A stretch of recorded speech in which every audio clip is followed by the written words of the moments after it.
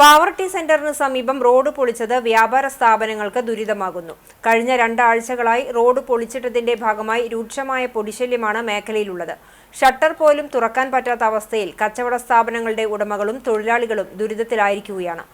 ഈ റോഡിലൂടെ പോകുന്ന സ്വകാര്യ ബസ്സുകൾ അമിതമായ വേഗതയിൽ പോകുന്നതിനാൽ പൊടി കൂടുതലാകുന്നത് വിൽപ്പനയ്ക്ക് വെച്ച സാധന സാമഗ്രികൾക്കും ഉപഭോക്താക്കൾക്കും ഒരുപോലെ ബുദ്ധിമുട്ട് സൃഷ്ടിക്കുകയാണ്. റോഡിന്റെ നിർമ്മാണ പ്രവൃത്തി വേഗത്തിലാക്കണമെന്നാണ് മേഖലയിലെ വ്യാപാരികൾ ആവശ്യപ്പെടുന്നത്.